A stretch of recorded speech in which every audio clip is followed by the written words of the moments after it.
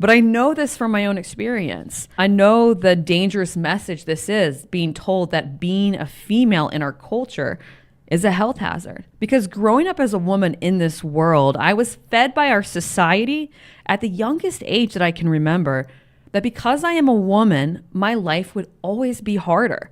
That being a woman was a lifelong disability that I could never escape. That as a woman, my experience and that my basis of survival would be built on struggle, clawing my way up the slippery mud hill that men naturally resided on. That my life was going to be a life of caretaking and caregiving, that I was going to have to always watch out to being taken advantage of.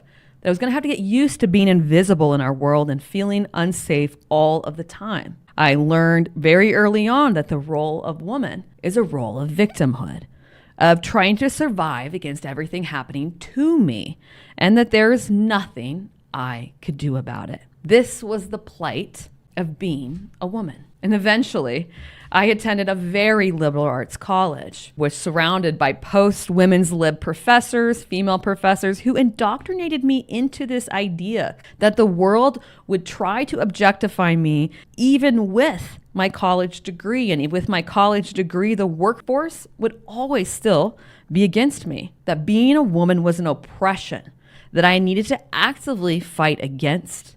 And that as females in my college, we gave up our bras.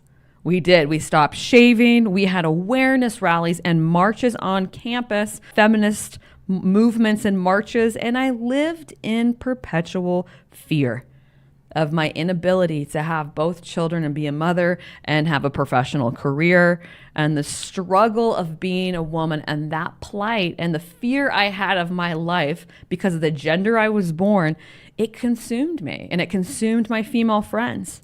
I drank all of the Kool-Aid and I believed it as truth. And I felt cut at the knees even before my adult life had began. Now, the message of Dr. Sarah Godfrey, that it's a health hazard being born as a woman in our culture, and this inequality and this false concept of gender differences, and then my own journey as a woman through these social constructs, this led me deeply entrenched into camp victim and also into a life of autoimmune diseases that I'll talk about in a little bit.